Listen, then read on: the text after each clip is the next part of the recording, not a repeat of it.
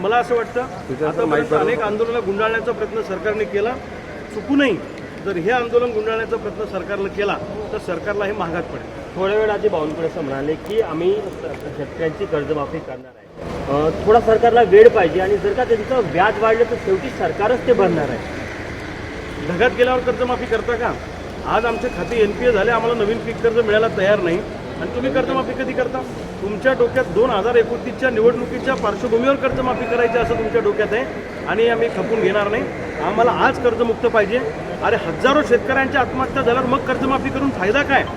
आज जर कर्जमुक्ती केली तर कदाचित भविष्यातल्या होणाऱ्या आत्महत्या थांबू शकतात. 2019 असेल किंवा 2008 मध्ये ज्या प्रकारे कर्जमाफी झाली, लँड होल्डिंगचा विषय असेल किंवा कर्जाच्या रकमेचा विषय असेल, अशा प्रकारच्या अटी शर्ती जर लावल्या तर अटी शर्तींशिवाय कर्जमाफी आम्हाला पाहिजे. उद्योगपतींचं 16 लाख कोटींचं कर्ज जर सरकार माफ करू शकतं तर आमच्या शेतकऱ्यांचं कर्ज सरकार राईट ऑफ किंवा माफ का करू शकत नाही हा प्रश्न आहे.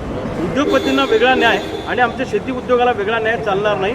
आज महाराष्ट्रातला शेतकरी मरणाच्या दारात उभा आहे. आमच्या बापाच्या गळ्याला लागलेला गळफास थांबवायचा असेल आणि आमच्या आईचं कुंकू वाचवायचं असेल तर आज बैठकीमध्ये संपूर्ण कर्जमुक्तीची घोषणा झाली पाहिजे. अन्यथा सरकारमधल्या मंत्र्यांना महाराष्ट्रात फिरता येणार नाही. तुम्ही काल ज्या प्रकारे वक्तव्य केलं की आमदार थोडा मंत्र्यांनाच कापून काढा, कारण की ज्या प्रकारची स्थिती शेतकऱ्यांची आहे, तुम्ही अजूनही त्या गोष्टीवर ठाम आहात? 2-4 मंत्र्यांना हाना ठोका म्हटलं तर लगेच तुमच्या बुडाखाली आग लागली. आमचा बाप रोज मरतो आहे तर तुम्हाला त्याची थोडी लाज वाटत नाही? आमच्या बापाची आत्महत्या नाही, सरकारने पाडलेले खून आहेत. खून का बदला खून से.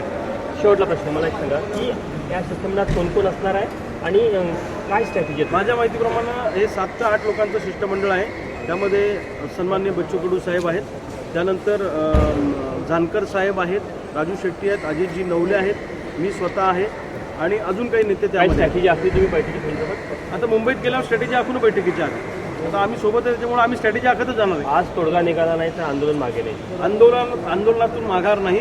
बचेंगे तो और लढेंगे और जीत के रहेंगे. ABP माझा, उघडा डोळे बघा नीट.